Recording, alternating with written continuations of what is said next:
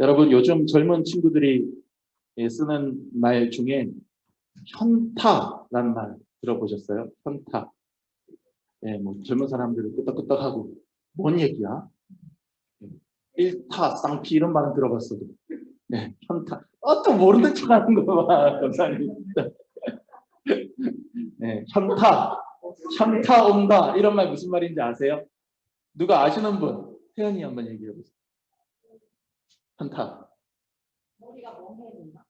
틀렸어요. 젊은 사람이 아닌 거죠. 현타 온다가 무슨 뜻이에요? 유한 씨. 저거 정확하게 몰라요. 유한 씨도 정확하게 몰라요. 현타는 뭐의 줄임말이냐면 현실 자각 타임이라는 거예요. 현실 자각 타임. 뭔가 이게 약간 좀 꿈속을 있다가 이게 내 현실이구나 확 깨닫는 타임. 그 현실 자각 타임이 나한테 왔다. 현타 온다. 의외로 또 모르시네, 젊은 사람도. 근데 쓰기만 쓰지 그게 무슨 뜻인지 모르나 봐요. 잠시 현실에서 벗어난 희망이나 이상에 젖어 있다가 이 냉정한 현실을 인식하는 거예요. 그리고 이게 현실이구나. 급 허무해져서 힘이 쭉 빠지는 거를 의미하는 겁니다. 예를 들어서 어떤 프로젝트를 내가 몇 시간 동안 매달려가지고 해내고는 스스로 뿌듯해요. 대견해요. 그러고 있는데 내 옆에 어떤 잘난 녀석이 똑같은 일을 한 30분 만에 뚝딱 해치우고 노는 것을 볼 때, 심지어 걔가 한 게 내가 한 것보다 훨씬 더 잘한 걸 볼 때, 이게 내 능력의 현실이구나 하고 자각하게 되는 그런 식이에요. 현실을 자각하는 타임. 뭐가 푸른 그런 이상의 꿈에 젖어 있다가 이게 확 깨고 현실로 딱 돌아오면 꿈에서 깬 것처럼 한숨이 내쉬워지는 그런 경험. 사실 신앙생활 하면서도 많이 했어요. 제가 목사잖아요. 그러니까 큰 교회 부목사로 있고 이럴 때는 부흥회도 있고요, 수련회도 있고요, 막 금요심야 기도회 이런 제가 앞에 나가서 설교 막 하고 막 쫙 기도 이끌고 막 저도 막 밑에 감대상에서 부르짖어 기도하고 이러다 보면 엄청 뜨거워져. 은혜 받아가지고 이제 내가 마치 성경 속의 한 인물이라도 됐냐, 내가 역사를 바꿀 사람이라도 됐냐, 거룩한 어떤 존재라도 됐냐, 내 삶이 앞으로 완전히 이제 이 기도 시간 이후로 완전히 달라질 것이냐, 그렇게 막 충만하게 돼서 몽글몽글한 그런 느낌으로 집에 딱 들어왔는데 두 아이가 싸우고 있어요. 그러면 그 은혜를 받은 그 모습과 들어갔다 문 열고 들어갔다가 현관 앞에 딱 서가지고 야 이씨 이렇게 딱 되는 거예요. 확 깨는 거예요. 이게 현타 오는 거예요. 이게 현실이고 현실 자각타임. 솔직히 신앙생활하면서 이런 경우가 많이 있죠. 80%, 저는 90%인데. 맞아요. 그래요. 아이고, 내가 못 살아. 방금 두 손 높이 들고 눈물 뿌리면서 기도했던 내 입에서 어이구, 내가 못 살아. 아이고, 저놈 자식 때문에 소리가 터져나와요. 방금 전까지 예배다가 세우는 그런 우리 태연이 자매가 치는 것 같은 아름다운 신디사이저 소리 속에서 천국의 그 기쁨을 누리면서 막 기도하다가 왔는데 집안에 딱 들어서는 순간 밀린 빨래가 딱 보여요. 다 못한 설거지거리만 보여요. 그럼 신랑한테 자기가 먹었으면 좀 치우기라도 갈 것이지. 이런 생각 막 들고요.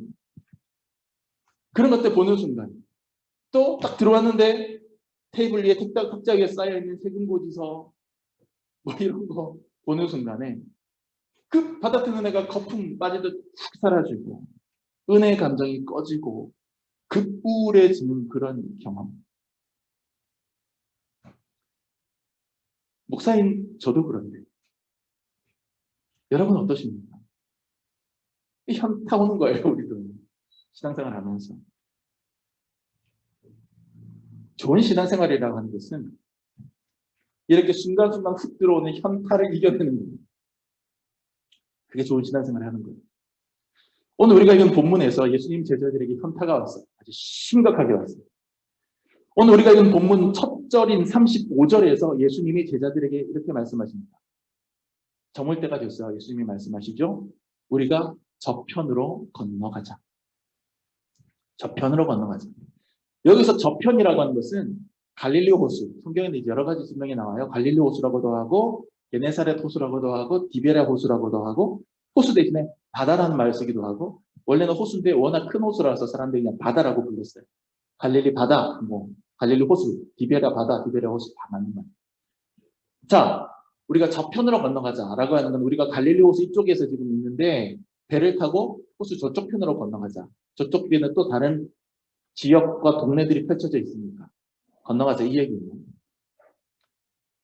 자, 그럼 이제 저쪽 편으로 건너간다라고 하면 이쪽 편에서는 무슨 일이 있었는가 더 봐요. 저쪽 편으로 건너가자는 말은 이쪽 편에 있다는 얘기잖아요. 또 이쪽 편에 무슨 일이 있었느냐? 오늘 본문이 4장 35절부터잖아요. 4장 1절을 보면 예수님이 거기서 예수님이 바닷가에 왔다 이런 말부터 딱 시작해요. 4장. 그러니까 여기서 말하는 바닷가는 뭐겠어요? 갈릴리 호수 그 물가를 얘기하는 거겠죠. 그리고 거기에 있는 배 한 척 위에 딱 올라앉으십니다. 아마 뭐 베드로의 배나 그랬겠죠. 배 한 척 위에 딱 올라와서 앉으십니다. 예수님 소문을 들은 사람들이 구름대처럼 몰려와요. 그러면 예수님이 배에 앉으면 배가 강대상이고 강단이 되는 거고 사람들은 이 호수 쪽을 바라보면서 이 물가 쪽에 쫙 이제 앉아 있는 거죠. 서 있기도 하고 앉아 있기도 하고 그렇게 해서 이제 예수님 말씀을 듣는 거예요. 예수님께서 이제 말씀을 이렇게 전하시는 겁니다. 거기서 예수님이 아주 유명한 설교 말씀 하나 하세요. 씨 뿌리는 자의 비유.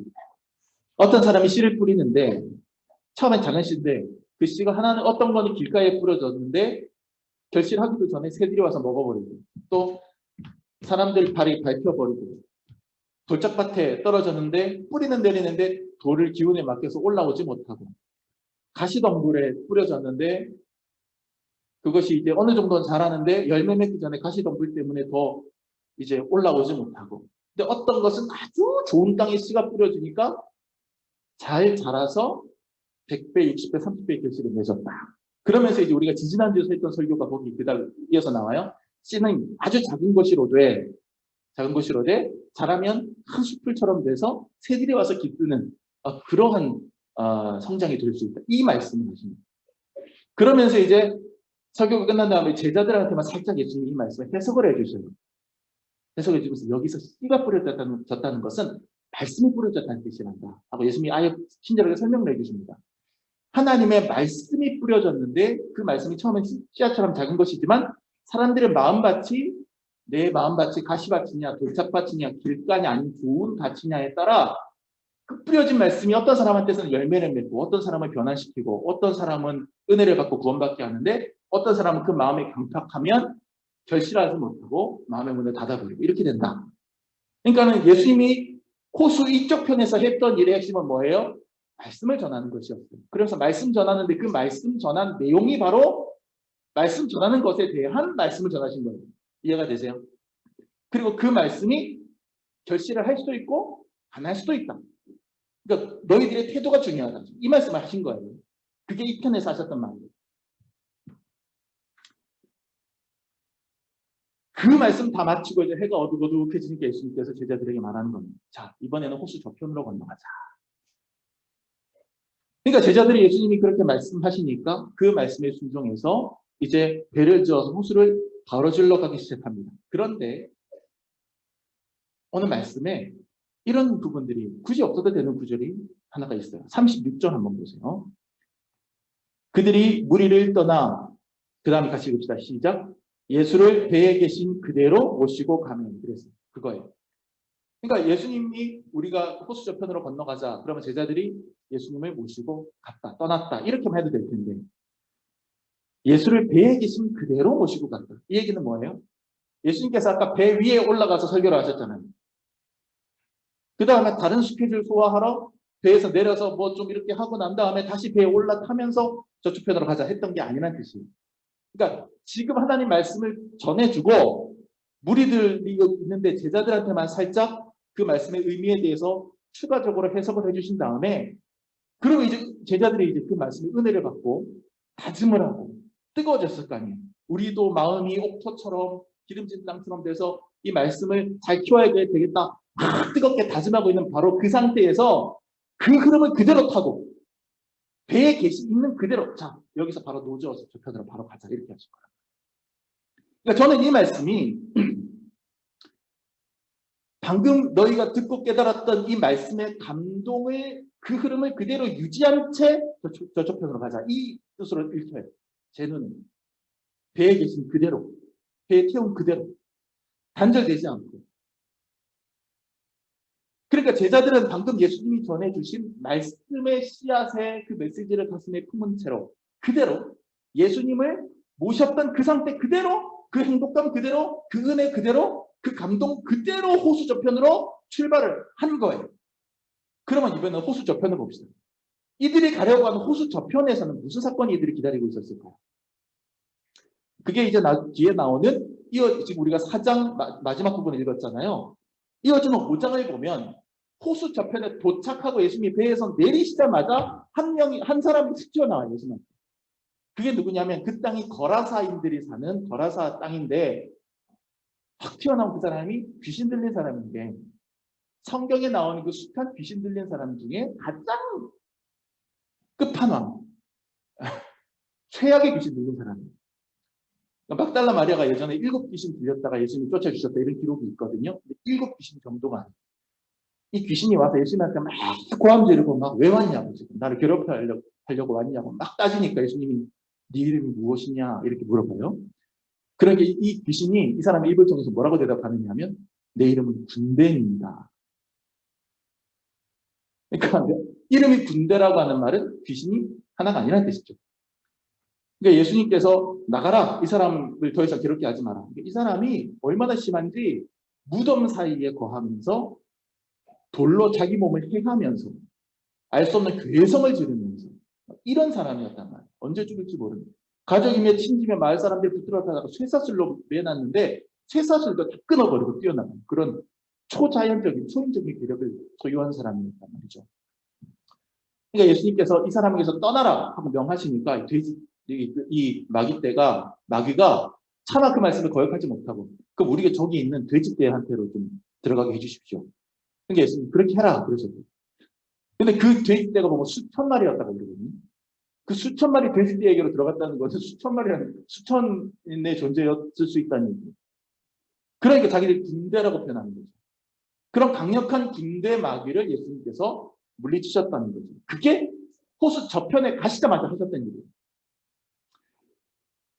그러니까 호수 저편에서 예수님이 하신 일은 치료하는 일이었어요. 완전히 무언가에 사로잡혀서 어떻게 할 수 없는 그 사람을 구원해 주신 일이었다는 얘기죠. 자, 이제 전체적 구도를 한번 정리해 봅시다. 호수 이 편에서는 말씀이 주어졌어요.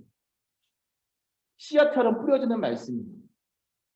이렇게 씨앗처럼 뿌려진 말씀을 받은 채로 호수 건너서 가로질러서 호수 저편에 갔더니 고통받는 이웃이 있었어요.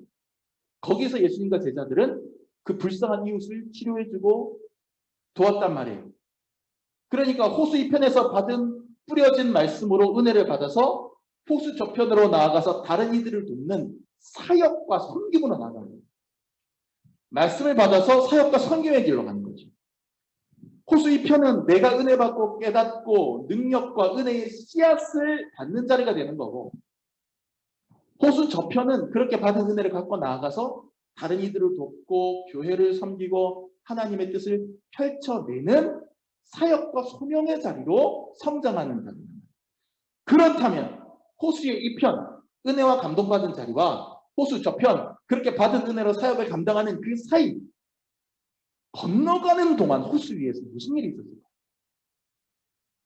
오늘 말씀을 보니까 무시무시한 풍랑이 몰아칩니다. 광풍이 몰아칩니다. 물결이 높이 일고 바람이 심하게 치고 하니까 배 안에 막 물이 들어차기 시작해요. 일촉즉발의 상황입니다. 저는 이것이 현실이라고 생각합니다. 현실 작업 타임입니다. 호수 이편에서 말씀드릴 때는 마냥 좋아요. 한량없는 은혜, 갚을 길 없는 은혜. 좋아요. 뜨거워져요. 감동이고 은혜가 있고 무릎을 탁 치게 돼요. 그래서 이렇게 받은 말씀의 은혜, 찬양의 은혜, 기도의 은혜 그거 가지고 이제 내가 나가서 내 남편도 구원하고 이제 내가 나가서 내 시부모님도 구원시키고, 이제 내가 나가서 어려운 사람들도 돕고, 이제 내가 나가서 이 교회를 위해서 섬기고 봉사해야지 하고 사역과 소명의 길로 나가게 돼 있어요. 그렇게 뜨겁게 내 마음으로 뜨겁게 인생의 배를 저어서 신앙생활의 다음 단계, 다른 일을 섬기고 교회를 섬기는 하나님이 명령하신 사역과 소명의 길로 배를 저어 나아가는 호수저편으로 나아가는데, 그 사이 이 편과 저편, 은혜 받은 자리와 사역과 소명의 길로 나아가는 그 자리에 결코 무시할 수 없는 현실이 도사리고 있는 거죠. 무시무시한 현실의 폭풍이 우리를 덮어옵니다. 내 인생 속에 물이 막 들어차서 금방이라도 가라앉을 것만 같은 현실이에요. 현타가 오는 거예요. 말씀 들을 때는 좋았는데, 내가 처음에 예수 믿고 이쪽 편에서 말씀 들을 때는 좋았는데, 은혜 받을 때는 천국을 다 가진 것만 같았는데, 주님이 너 그 은혜 가슴에 품고 호수 저편 다음 단계로 나아가라 라고 말씀하실 때는 주님만 내 인생이라는 배에 모시고 있으면 다 될 것만 같아서 가슴이 부풀었는데, 그 은혜의 자리 이편에서 사역의 자리 저편으로 나아가는 그 중간에 가공할 만한 현실의 폭풍이 기다리고 있는 거예요. 신앙생활이 이래요. 처음에 예수 믿고 은혜를 깨닫게 되면 마냥 좋아요. 내가 구원받았다는 사실이, 하나님이 나를 사랑하신다는 사실이 너무 감사해요. 찬양 부르면 가슴이 뜨거워지고, 말씀 읽으면 눈물이 쏟아지고, 그래서 무슨 일이든 다 해낼 것 같아요. 아골골짝 빈들여도 복음 들고 갈 수 있을 것 같고요. 이름 없이 빚도 없이 십자가 지고 갈 수 있을 것 같아요. 기도원 가서 며칠 금식하고 탁월한 부흥 강사의 설교를 듣고 뭔가 영적인 어떤 분들에게 불덩어리 같은 손으로 머리를 들이밀고 안수를 받고 나면 이제 세상 그 무엇도 다 이겨낼 수 있을 것만 같아요. 수련회 같은 데 참석해서 특별 프로그램 같은 것 뜨겁게 경험하고 은혜 받고 나면 그 영적인 분위기와 느낌으로 내 앞에 거칠 것이 없을 것만 같아요. 그런데 그 뜨거운 마음을 이제 기도원에서 내려오고 부흥회가 끝나고 수련회가 끝나면 내 가정이라는 곳으로 내가 돌아와야 되고, 내 직장이라는 곳으로 돌아와야 되고, 내 인간관계 속으로 돌아와야 되는데, 그 뜨거운 마음을 내 나름대로 그 내 현실이라고 하는 인생의 배에 싣고 돌아와 보면 거기에는 여전히 하나도 변하지 않는 인생의 굴레가 있어요. 빚은 그대로고, 속썩이는 자식들도 그대로고, 망해가는 사업체도 그대로, 실직의 위기가 다가와. 은혜 받은 대로 내가 그래도 교회 가서 봉사해야지 하고 나아가면 이 교회라는 데가 좋은 마음으로 봉사하려고 왔는데 마음 맞는 사람들만 있는 게 아닙니다. 좋은 뜻으로 일하려고 봉사하려고 교회 앞에 나왔는데 옆에 있는 누군가가 상처 주는 말과 행동들을 쏟아놔요. 심지어 믿었던 목사님이나 전도사님이나 사모님마저도 때로는 나를 서운하게 해요. 설상가상 몸에 병까지 생깁니다. 마음이 무너집니다. 이게 뭐지? 나는 분명히 은혜로운 말씀 듣고 뜨겁게 기도했는데 그 은혜 그대로 잘해보겠다고 배를 저어서 호수 저편으로 한번 가보겠다고 호기롭게 출발했는데, 그런데 내 인생에 왜 이런 폭풍이 일어나면 그 폭풍이 실제로 내 인생이라는 배 안으로 물이 막 들어차고 있는 거지? 점점 현타가 옵니다. 현실이 피부에 와닿습니다. 절망합니다. 혼란스럽습니다. 어떻게 된 거지? 어떻게 된 거지? 마음을 다잡아봅니다. 아니. 그래도 내 인생의 배에 예수님 타고 계시잖아. 예수님 계시니까 예수님 어떻게 해주실 거야. 그렇게 신앙적인 마음을 다잡고 예수님을 향해 시선을 돌립니다. 근데 예수님 어떻게 하고 계신지 아세요? 38절 한번 읽읍시다. 시작. 예수께서는 고물에서 베개를 베고 주무시다니. 와와와와와와와와 이렇게. 여러분, 다급해진 제자들이 예수님을 딱 바라봤는데 세상에 예수님 천하대편. 그 상황에서 아무것도 안 하십니다. 그냥 코를 드르렁 걸고 주무시고 계십니다. 제자들의 마음이 어떨까요? 우리도 그렇습니다. 은혜 받고 호기롭게 인생의 배를 띄어서 나섰는데 내가 목표로 하는 저편으로 가기도 전에 인생의 풍랑이 만만치 않아서 내가 죽게 생겼어요. 근데 하나님은 꼭 주무시는 것만 같아요. 침묵하시기만 하시는 것 같아요. 분명히 예수님을 내 마음속에 구주로 모셨는데 내 인생은 계속 꼬여만 가고 주님은 그냥 주무시는지 나를 내버려 두시는 것만 같아요. 그렇게 되면 슬슬 이제 우리는 처음에 그 뜨겁고 은혜 충만했던 몽글몽글하고 파릇파릇했던 은혜의 분위기를 잊어버리기 시작합니다. 잃어가기 시작합니다. 그리고는 하나님께 이제는 이 양반아 내려와서 나랑 소주 한잔 하면서 한번 얘기 한번 해봅시다. 이거 그랬대요. 어떤 분이 기도한 거 가지고 하나님한테 따진다고. 그런 식으로 하나님께 얘기하게 되는 거죠. 38절 하반절 예수께서 고문에서 베개를 메고 주무시더니 그 다음 읽읍시다. 시작. 제자들이 깨우며 이르되 선생님이여 우리가 죽게 된 것을 돌보지 아니하시나이까. 이거잖아. 이제 제자들이 따지듯 묻는 거죠. 예수님을 깨우면서. 우리가 지금 다 죽게 생겼는데 뭐 하시는 겁니까?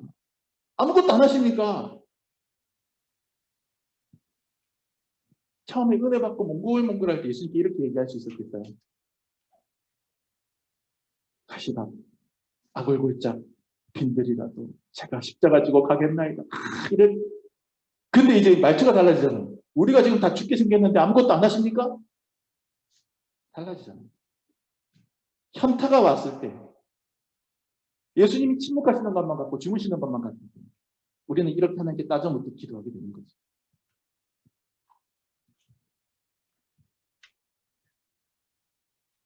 은혜를 간직한 채 출발한 제자들이 현실에 부딪혔을 때 다급하게 따지듯이 외쳤던 그 외침입니다. 인생의 고단한 현실에서 하나님께 따져 묻듯 부르짖는 우리의 기도 소리와 겹치지 않습니까? 하나님, 이러다 저 죽습니다. 도대체 뭐 하시는 겁니까? 저한테 왜 이러시는 겁니까? 여기까지가 우리가 겪게 되는 호수 이편과 저편 사이에 존재하는 엄연한 현실입니다. 그런데 이야기는 여기서 끝이 아닙니다. 제자들에게 존재했던 현실이 하나가 더 있어요. 호수 이편과 저편 사이에 제자들에게 닥쳐왔던 엄혹한 그 현실, 인생의 풍랑이라고 하는 현실 외에 제자들에게 분명히 주어져 있었던 또 다른 하나의 현실이 있어요. 그 현실은 바로 그럼에도 불구하고 주님이 그들에 함께 계셨다는 현실이에요. 냉혹한 현실의 풍랑을 바라볼 때는 그들의 현실 자각 타임은 자기들이 풍랑 때문에 위기를 겪고 있다라고 하는 그 현실을 자극하는 데만 집중하게 돼요. 하지만 그들이 그 하나의 현실의 시선과 마음을 빼앗기고 두려워하는 동안 그들은 분명히 그 배 안에 존재하는 또 하나의 현실을 놓치고 있는 거예요. 그것은 바로 자신들의 배에는 예수님이 함께 타고 계시고 호수 저편으로 건너가자고 말씀하시는 분은 다름 아닌 그 예수님이었다는 사실. 캄캄한 밤, 호수 위 그들에게는 두 개의 현실이 주어져 있습니다. 하나는 엄청난 폭풍우라고 하는 위험의 현실. 또 다른 하나는 그 폭풍우 속에서도 편안히 잠을 청하면서 괜찮을 거야 라고 말씀하신 예수님.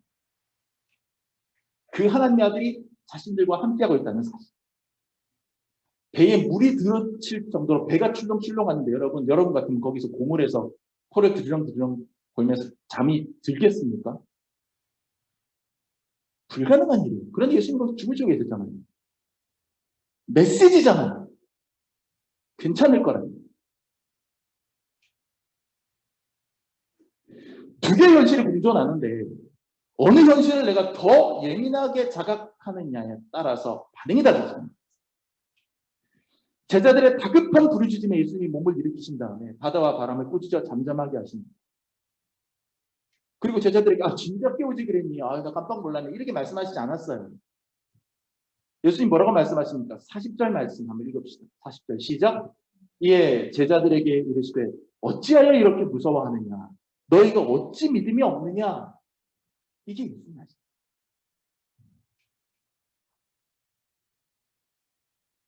예수님 말씀 이런 뜻 아닐까요? 야, 무엇이 그렇게 무섭느냐? 너희 눈에는 저 큰 풍랑의 현실만 보이고 내가 너희와 지금 같은 배에 타고 있다는 현실은 보이지 않느냐?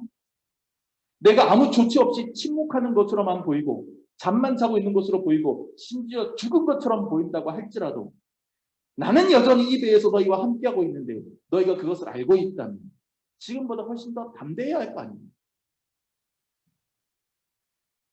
예수님이 나와 함께 하신다면 예수님이 주무시고 계신 것으로 보여도 예수님이 침묵하는 것으로 보여도 두려워하지 않고 담대할 믿음이 없느냐는 거예요. 이와 비슷한 말씀 예수님께서 베드로에게 하셨어요.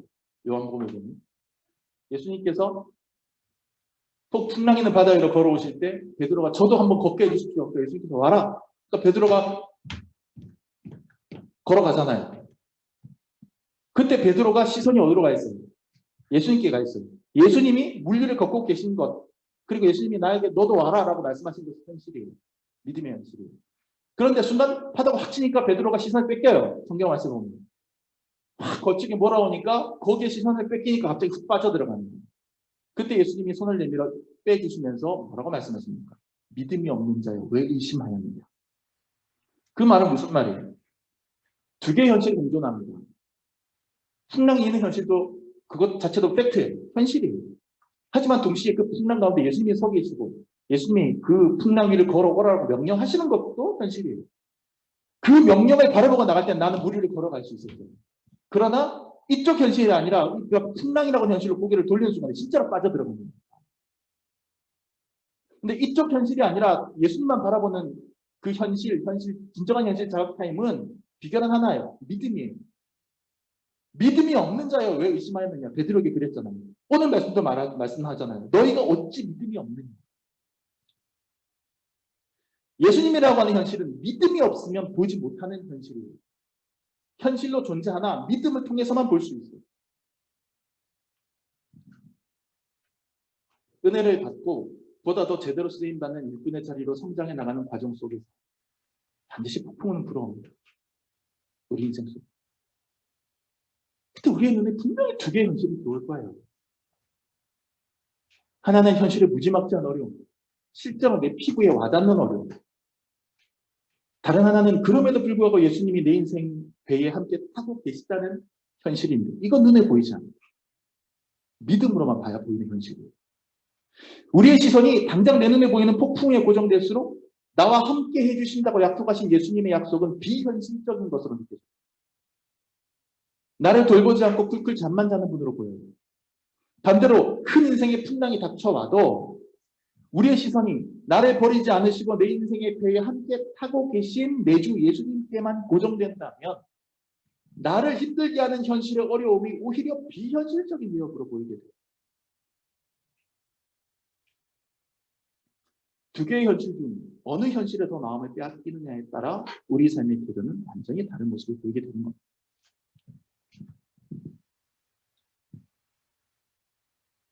그리고 우리가 진짜로 자각해야 될 현실. 현타는 두 번째 현실. 그럼에도 불구하고 예수님이 나와 함께하고 있다는 그 현실. 요즘 관광지마다 스카이워크라는 게 있어요. 스카이워크. 이게 뭐죠? 높은 곳, 어떤 데는 절벽이고, 어떤 데는 강이고, 바다고, 이런 데다가 전망대를 만들어 놓는데 그 전망대 바닥이 투명한 유리로 되어 있는 거죠. 그 위를 이렇게 걸어보는 체험을 하는 거예요. 여기저기 많이들 있어서 여러분들 한두 번씩은 다 가봤을 거예요. 제일 여러분 가까이서 보시려면 시화전망대 가시면 거기 타워 하나 있는데 거기 꽤 길게 스카이워크가 돼 있어요. 아주 섬찟합니다. 스카이워크에 올라가면 두 개의 현실을 공존합니다. 하나는 발밑이 까마득한 절벽이거나 시퍼런 강물이라고 하는 현실이에요. 그 현실 분명한 현실이에요. 다른 하나는 그럼에도 불구하고 내 발밑에는 튼튼한 강화 유리 바닥이 실존한다는 현실이에요. 두 개의 현실을 공존합니다. 그런데 까마득한 절벽이나 시퍼런 강물이라는 현실에만 내 마음과 시선을 빼앗긴 사람은 스카이워크 위에 발을 내딛지 못합니다. 하지만 그 무서운 현실을 보면서도 내 발밑에 튼튼한 강화 유리가 있다라고 하는 현실을 믿고 받아들이는 사람은 그 위를 걸을 수 있어요. 눈에 보이지 않는 바닥이잖아요. 근데 믿고 발을 내딛는 거예요. 눈에 보이는 절벽보다 눈에 보이지 않는 유리를 믿고 바닥에 내릴 때 그 위를, 고난의 위를, 절벽의 위를 걸어갈 수 있는 거죠. 두 개의 현실입니다. 고난의 현실 그리고 믿음의 현실. 둘 중 어느 현실에 더 마음을 둘지는 우리의 선택이에요. 거기에 따라 우리 안에 뿌려진 씨앗이, 길가에 뿌려진 씨앗이 되어 있어요. 가시밭, 돌짝밭에 뿌려진 씨앗이 되어 있어요. 아니면 기름진 땅에서 30배, 60배, 100배의 결실을 맺는 씨앗이 될지가 정해지는 거죠. 교회를 개척하고 하루하루 살아내면서 끊임없이 현타가 옵니다. 끊임없이 현실 자극하여 있는 거예요. 내 뜻과 다른 현실, 내 계획과 다른 현실, 그런 어려운 현실만 바라보면 한 발짝도 내디딜 수가 없어요. 하지만 그래서 몸부림치면서 주님, 우리가 죽게 된 것을 돌아보지 않으십니까? 제가 죽게 된 것을 돌아보지 않으십니까? 이 마룻바닥에 무릎을 꿇고서 눈물을 흘리면서 혼자서 하나님께 부르짖다 보면 하나님이 깨닫게 해주시는 거죠. 하나의 현실이 더 있지 않느냐. 그럼에도 불구하고 내가 너와 함께 있고 네 손을 잡고 있는데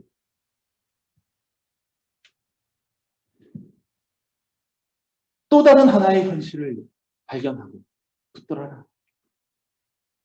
눈에 보이지 않지만 하나님, 예수님, 성령님이 너와 너의 가족과 너의 교회와 함께 하신다는 그 현실을 믿음으로 좀 보고 집중하면서 한 걸음 한 걸음 내디뎌.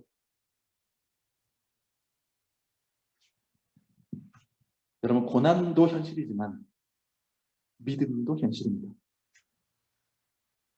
근데 우리는 고난의 현실로 받아들이면서 믿음은 무언가 추상적인 것으로 받아들이려고 해요.